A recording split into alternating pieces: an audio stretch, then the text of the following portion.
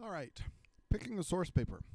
I'm going to start by going to Modules, back down to the bottom to the term paper section. Right under Get Source Paper Approved is something called Suggested Source Papers. So let me open that up.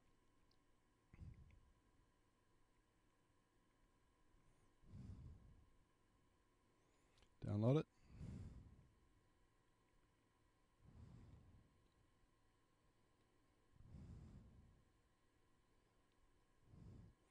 Here we go.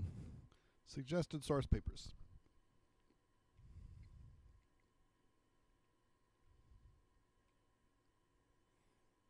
All right.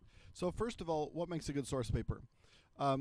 There's some stuff I haven't said yet that's very important. That's not in this document because I'd already assumed it had been said. It has to be a philosophy paper. It has to be a philosophy paper. It can't be from any other source. It can't be a newspaper article. It can't be from a economics journal or a sociology journal or something else. It has to be philosophy. Now, there's a couple places you can get those, and I'll show them both to you later on. One is the textbook, and one is JSTOR in the SOC library. You can look for things online that come from philosophy journals. But once you get a philosophy paper, what makes it good? Well, first of all, it should be something you can understand, at least with my help, maybe. Secondly, it should be something you're interested in. And third of all, you need to have something more to say on the subject. Specifically, you probably want to pick something you disagree with. So if you're looking for something about which you have an opinion, try to find a paper which argues against what you think. It'll be a lot easier to write that paper than because you have to sort of disagree with it anyway, than if you pick with something you totally agree with. Now, there's two places to look that you ought to really think about. Most people pick something from the textbook. So the rule on that is, first of all, it can't be anything we're covering in class. But the textbook does have about 50 or 60 papers in it. So there's a whole bunch that we're not covering in class. And again, secondly, it should be something you can understand and you're interested in. Now, you can look at the syllabus to see what kinds of things we are covering in class, but I will also tell you if you submit something you're not allowed to. So let me do something that I usually do in class. I'll do it just here in this video. Let me sort of ramble through some of the specific, let me sort of look through the textbook table of contents. You can't see it, but I've got it open in front of me here. I'm just going to walk through the table of contents and make a couple comments about some papers that you might find helpful or interesting and what they're sort of about. And you might find one of these really tickles your fancy. All right. The part one on philosophy, there's not a lot there that's particularly helpful for you guys, I don't think. Part two, that's on God. And that has a lot of good stuff in it, stuff you might be very interested in. Feel free to write. And whichever direction you want, you can write from an atheist point of view or agnostic or a believer, whatever you want to do, as long as you give me philosophical arguments for it.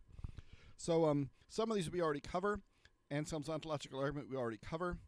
Thomas Aquinas, the existence of God, this is a very famous paper where Aquinas gives 5 arguments for God's existence. So you probably want to pick it if you want to argue against God's existence. It's a good paper, but it's quite tricky. It's very short, but it's quite tricky. So what you might want to do, I've got another book that I'd be willing to lend you that talks about it in a little bit more understandable language. Or you can look up other resources to try to understand it, but make sure you cite anything that you're using in the long run so that I know you're not just simply copying from what they say. But that's one you could certainly look at. William Paley, Natural Theology, is probably a good one to pick.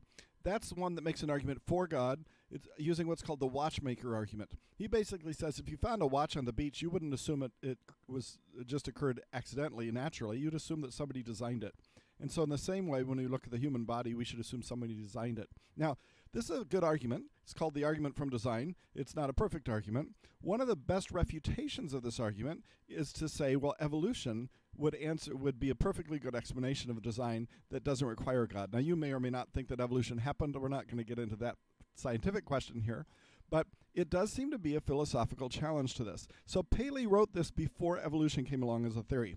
So what you're not allowed to do is to use Paley's argument and then say, well, my answer is evolution, because that's too easy. You're just using something somebody else has already worked all the way out. So here's what you can do. You can use Paley's argument. First of all, if you want to bring up evolution as something that's happened since he made the argument, you can try to show if you want to argue that that his argument really works and that there really is a God, that from a philosophical point of view, evolution doesn't really work, feel free to do that. Secondly, if you want to argue that there's another reason besides evolution to go against his argument, you may do that as well. Now, by the way, even if you show that evolution didn't seem to happen, that if you think that that's true and you think you can show that biologically or something, that would not answer the question, because Paley's argument depends on saying the only way there could be a watch is if it was designed. And the very fact that evolution could happen, if it could, is enough to disprove that argument, whether it actually did or not. So if you do this, you'll need to really give me a philosophical reason to think that evolution doesn't work, or else a philosophical reason to argue against for God or against God that doesn't involve evolution. But you don't have to do this one all. The wager is another one you might find very interesting. Pascal argues for God with a very strange argument. He basically says this. He says, look, suppose, let me give you a simpler version of what he does. Suppose we're playing a game of chance, and here's the way it works. You pay me $20 to enter, and then we flip a coin. And if you guess which way it comes up. And if you guess right, you get some money back. If you guess wrong, you don't get any money back. So you're just going to guess heads or tails, and then I'll give you some money back. But here's the way it works. If you guess heads and it turns out to be right, you get $1 million back. If you guess tails and it turns out to be right, you get your $25 back. So if you guess right, you always get some money back. But which one should you guess when I flip it? Well, obviously heads, because you can expect the most money back if you happen to be right about that. Now, that doesn't mean heads is more likely than tails. It just means that you get so much money if heads happens to be right that overwhelms the reasons to try to guess tails. So Pascal says it's the same thing with religion. He says if you guess that there's a God, so to speak, and decide to believe in God, then you get heaven, which is infinitely worthwhile. And if you're wrong, you just maybe lose some of the choices you could have made on earth because you thought there was a God and there wasn't, so maybe you could have done something different. Or maybe you're just a little bit wrong, but it doesn't hurt you that much. On the other hand, if you guess that there's no God and it turns out you're wrong, you end up in hell, which is infinitely bad. But if you guess it and you're right, you don't get all that much value to it. So clearly, what you should do is believe in God, just on the grounds that if he happens to be there, it's much better than if he doesn't. So that seems like a funny argument, because he's arguing for the existence of God, not on the basis of there being evidence for God, but just simply on the basis of the value being so worth it. And so a lot of people, even people who believe in God, don't think that argument works. So one thing you could easily do is take this argument and give me a reason why you don't think it works. Another thing you could do is take this argument and defend it against some of those and say, actually, it works better than people thought. You maybe could go in some other directions, but that's an interesting one to try. Russell's Why I'm Not a Christian we will cover, so you can't do that. David Hume, a dialogue concerning natural religion, is quite complicated. I don't necessarily recommend it. Either of the last two under the problem of evil would be worth looking at. God, Evil, and the Best of All Possible Worlds is only 2 pages long, but it's quite subtle. You have to be careful to get it right. And John Perry is the other extreme. It's about 20 pages long, but it's pretty easy to follow. They both deal with something called the argument from evil. That's an argument against God's existence that says, look, evil, if God really existed and was really all-powerful and all-good and all-knowing, he wouldn't allow evil to exist. And yet, clearly, he does allow evil to exist. So that's proof that that kind of a God doesn't exist. So both of these arguments are arguments. The first one by Leibniz is arguing that there's a good reason to think that God might have allowed evil, even though he is all perfectly good. So if you don't think that works, you might want to use Leibniz's argument and argue back against him. John Perry has a much more complicated argument that goes back and forth, or a set of arguments that goes back and forth about around all this. You could pick just one argument from the paper and sort of argue against it, but it's the same question. It's worth looking at those if you think that's interesting. Knowledge and Reality. I would skip the one by Plato. It's a little hard to follow. Gettier, we're going to look at by ourselves, so you can't use that. Meditations on First Philosophy. We will look at the first 2 meditations. If you want to choose some part of it that's later on than that, meditations 3 through 6, you're welcome to pick those, and that might be a good choice. He's talking about what kinds of things we know and don't know. Bad dreams, evil demons, and so on. That's a very interesting one to read, but it's a little hard to find an argument in. There's about 3 or 4 different arguments. It's more just like an overview. But there are a couple of interesting things that you can look at there. It's a little deceptive. It's much more interesting than it is. Very interesting, but then it turns out a little bit hard to write a paper on. But you can do it, and people have successfully done it, so feel free to take a look at it. I would skip the one by Nozick unless you really want it. I love it, but it's a very complicated paper. Hume, again, is complicated. The second Hume on the next page on page, I can't see in the dark, 8, I think, Roman numeral 8. The second one by Hume we actually cover. The problem of induction by Salmon is definitely something you might want to consider if you're interested in the philosophy of science. It's a very complicated paper, but it's a very good one. So if you want to respond to that, you can, but it's pretty tough. Minds, Bodies, and Persons has some fascinating stuff in here, some of which we cover. Argument for an analogy for other minds deals with the problem of other minds. This is the problem. There's no evidence that any of the rest of you out there are conscious. The only evidence I have of consciousness is my own consciousness. I know that I think and feel subjectively. All I know about you guys is that you behave, that you say things and do things. For all I know, you could be just like robots with no consciousness at all, just saying and doing things because that's the way your brains function. But there's no actual consciousness in there. So it seems like we have no reason to believe in other people actually being real people with real minds inside them. And yet, seems like we really ought to believe that. So the philosophical problem is, can we come up with a reason to believe that other people have minds? Russell says, well, we can do it by analogy. We can say, well, when I see that I do things, I do them by reason of having a mind, of having consciousness, so I can probably assume that you're similar. So if you don't think that argument really works, or if you think there's a better argument, that's something you might want to approach. Descartes' myth is very interesting, but probably hard to find an argument in. Nature of mind and intentional systems and a limit of materialism. You're welcome to take a look at any one of those. They deal with the question of whether the mind is separate from the body, or if the mind is not separate from the brain, if it's not separate from just an organ functioning, then what makes consciousness conscious? It's sort of complicated stuff, but it's good stuff if you're interested. I won't say much more about that. What Mary didn't know is a very short argument that argues that there is something about knowledge that goes beyond the physical state of the universe. That if we knew everything there was physically to know about the universe, we still wouldn't know everything. So it's kind of arguing for a mental realm of reality that goes beyond the physical reality. Take a look at that. If you would like to argue that everything is simply physical, that there isn't anything but matter and energy, and all the ideas of heart and mind and soul. In movies, you always have people who say, you've reduced everything to formulas, but what about the heart of people, or what about love, or what about... Well, if you think that all that can ultimately be reduced also to just scientific knowledge, take a good look at this one by Mary and see what Mary didn't know, and see if you can argue against it to show that everything really could reduce to scientific knowledge. The minds, brains, and machines we are covering most of.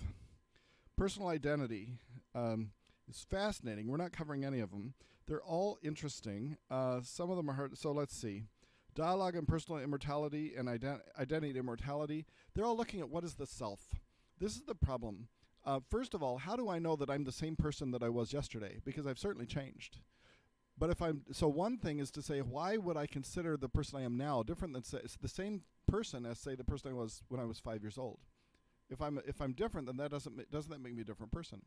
And if it does make me a different person, then doesn't that mean that who I'm going to be tomorrow is going to be different also? So shouldn't that just mean that I don't have any responsibility to my future self, because it's going to be somebody else? I don't care what he's going to feel. I just care about what I should get now. So the question is, how do you define what makes a person a person? Is it one person somebody through their whole life, or do you keep changing who you are? Are my past memories and my past selves really the same as me, or are they somebody else? Those are interesting questions. There's so much more to say here, but I'm going to leave most of it alone. The self and the future. John Perry, Personal Dialogue and Identity Immortality, is asking the question, suppose that there was an afterlife, but my body had decayed and disappeared now, and then the person who raised had all my memories. Here's a person who was raised to life later in the afterlife, had all my memories, but wasn't the same body. Then doesn't that mean it's not really me? Doesn't that mean that that's somebody else experiencing the afterlife and I'm not? So it gets into lots of different theories about what makes somebody somebody. Bernard Williams, let's see, I would love to get into that right now, but I don't think I have the time. But he talks about two different points of view. One which watch closely if you read it. First of all, he gives an example of brain switching, where somebody's brain is transplanted to somebody else, their brains are switched, and he asks the question, which is the real you, the body or the brain? And he decides that it must be the brain. But then, watch, he gives another example where somebody is given amnesia and then has new memories replacing it. And at the end of that, he ends up saying, which is the real you, the body or the brain, and ends up deciding it's the body that makes you really you. And so then he says, how come we have these two different points of view that conflict with each other? Which one's correct, and how do we know? So that's definitely an interesting one. Personal Identity by Derek Parfit looks at all sorts of sort of outlandish examples to he's trying to argue that it doesn't even make sense to talk about what the self is, that there's no such thing as personal identity, and it doesn't even work, that we should only talk about psychological continuity. Willem and So It Goes takes that same idea and then asks a little bit about Buddhism and whether Buddhism's idea of the self relates to that. But he also talks a lot about time, things enduring through time or changing over time. Daniel Dennett, Where Am I? Is a very interesting paper. It's just a little bit hard to find an argument in it because he sort of just looks at all sorts of different points of view. Take a look at it if you'd like. Free will, I would suggest you're steering away from because we cover it so specifically later on and people think they know more about it than they do.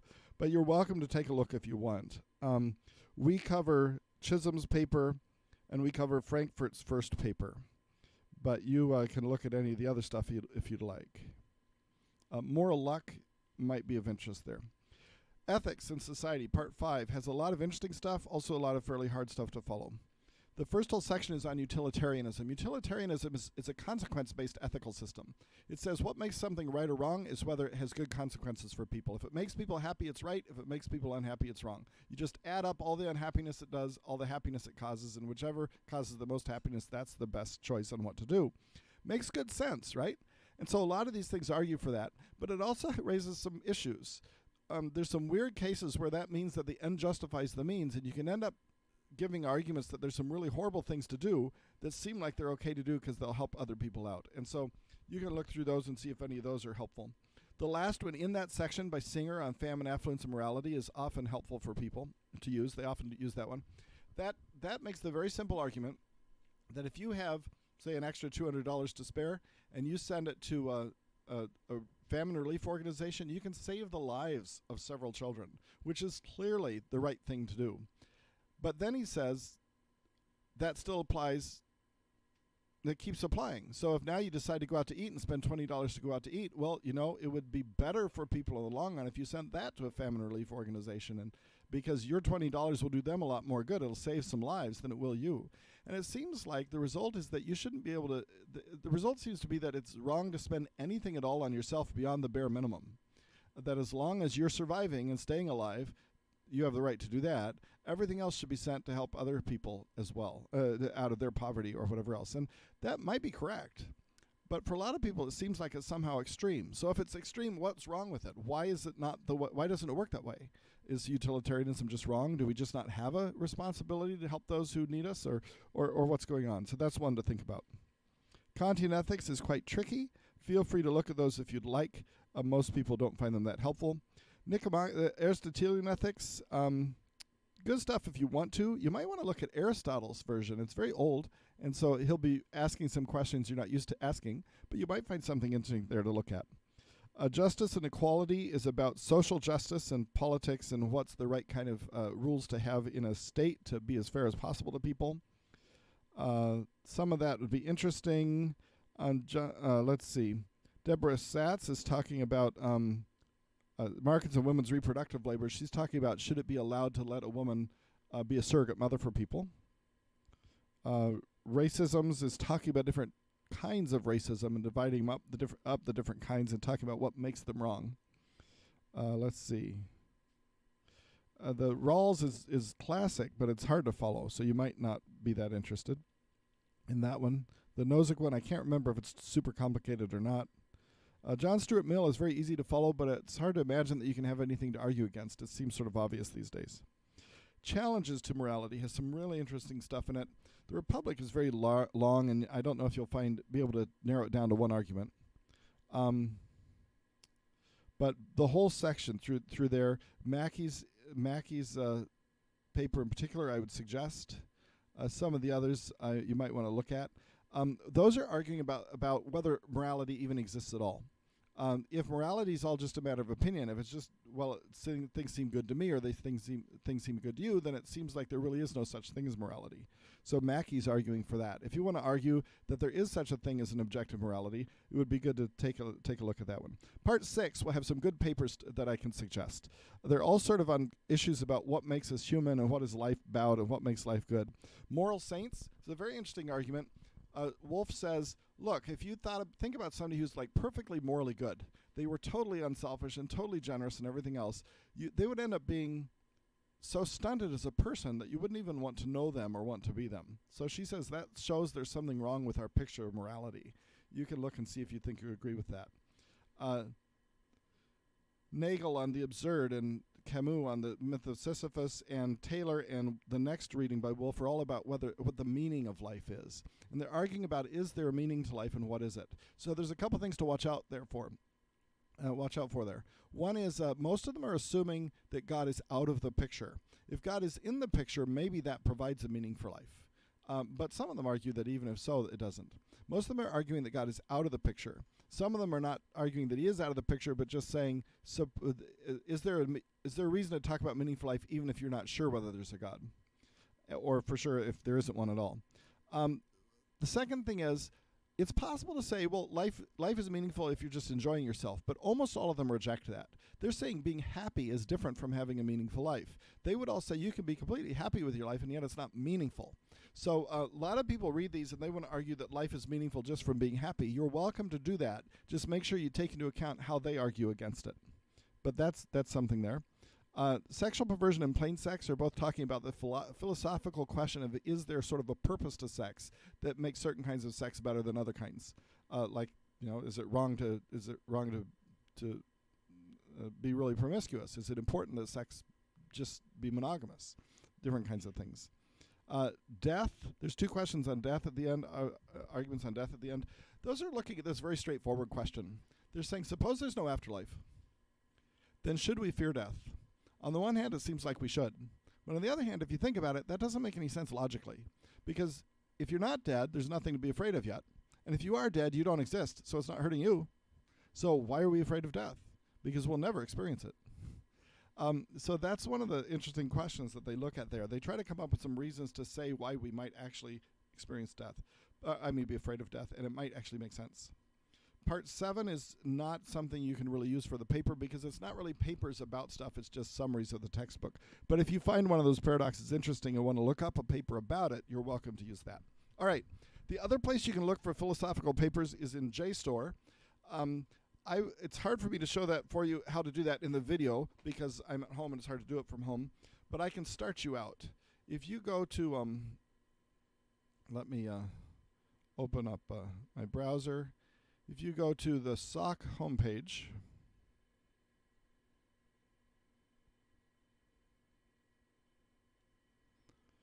and then go to Departments, Library.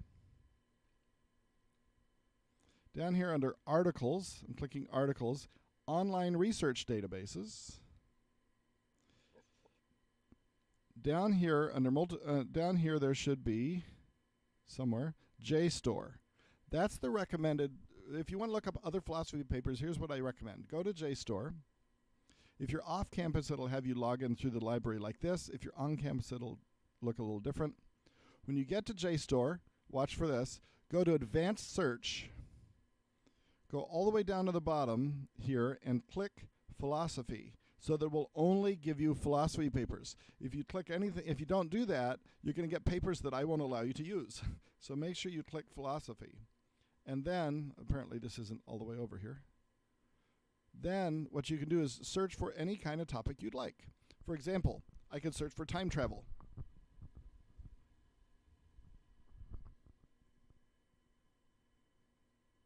And it will list for me a bunch of articles about time travel from philosophical journals. Now, when you look at these, you need to remember that these journals are not written for you. They're written for professional philosophers. And so sometimes, even though time travel sounds fascinating, you might go to look at this and decide that it's almost impossible to follow what it's talking about. So what you have to do is travel light and travel fast. That is, you click on something, spend 5 minutes on it. You have to spend at least a few minutes on it to see if it's something you're interested in. If it isn't, move on to something else.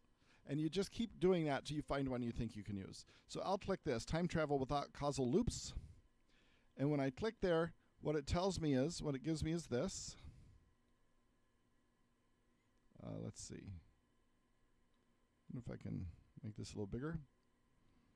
Time travel without causal loops. Now the first thing it'll have here is a little paragraph at the beginning. Sometimes that's almost a page long, and it's called the abstract. And it talks about what the paper is about. It says, it has sometimes been suggested that backwards time travel always incurs causal loops. I show that this is mistaken by describing worlds where backwards time travel occurs, and yet no causal loops occur. Arguments that backwards time travel can occur without causal loops have been given before in the literature, but I show that those arguments are unconvincing. So that right there is what the paper's about. So let me walk through that and help you understand what he's saying. He's saying, first of all, it has sometimes been suggested that backwards time travel always incurs causal loops. Now, a causal loop means a loop where something causes something else to happen, which causes the first thing to happen, which causes the second thing to happen. We're talking about things like going back and killing your grandfather. I go back and kill my grandfather before he has children, and as a result, I don't exist. And as a result, I don't go back and kill my grandfather, and as a result, he doesn't die, and as a result, he does have children, and as a result, I do exist, so I do go back and kill my grandfather, so I don't exist, so I don't go back and kill my grandfather, so I do exist, and so on. And it leads to a paradox. It's not just that I kill my grandfather and don't exist, it's that having done that would then mean I would exist after all, and it seems to lead to problems.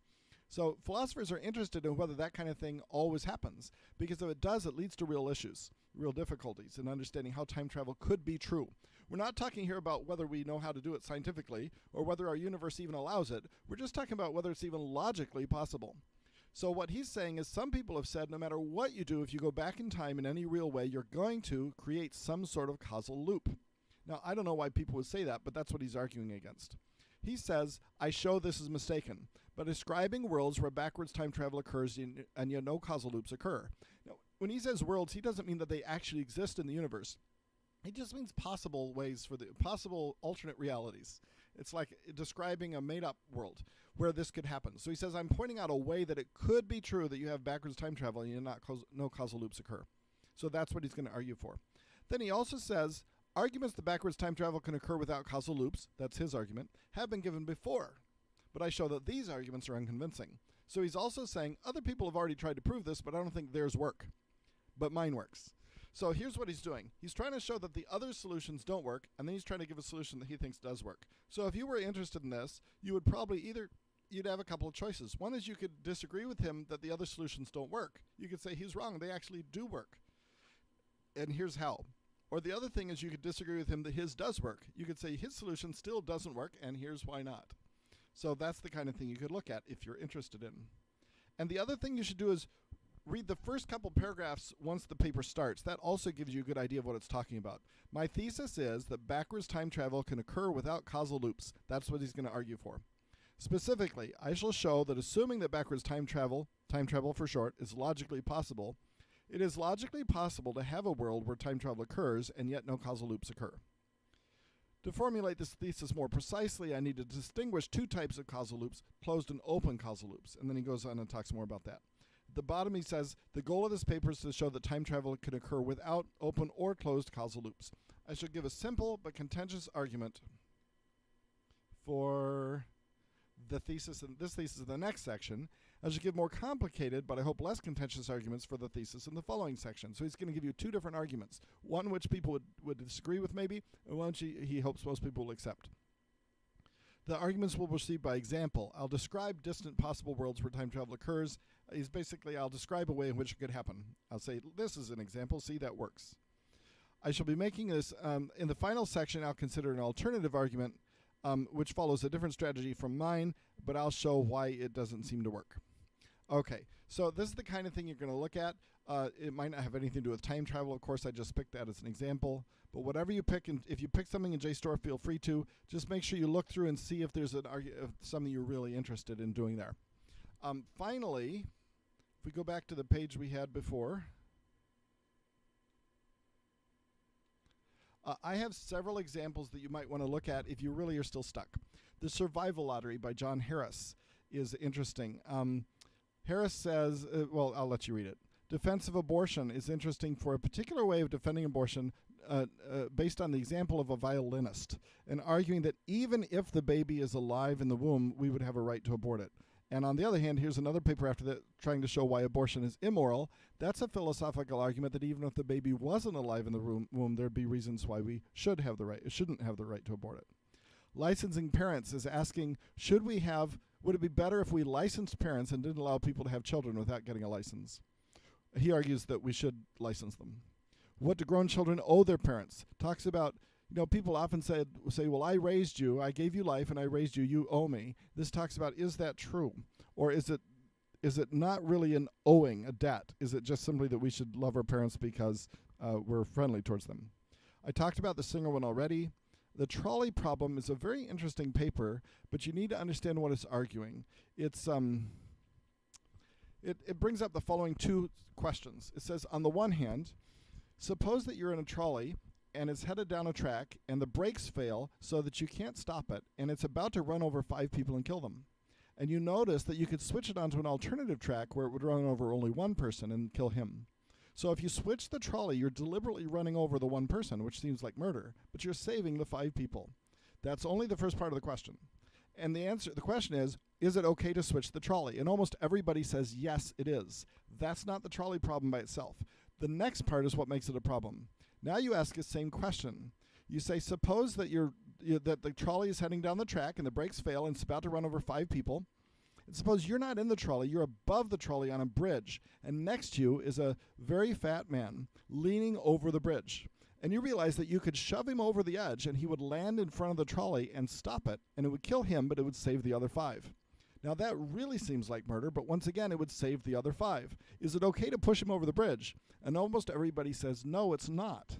So the trolley problem is this.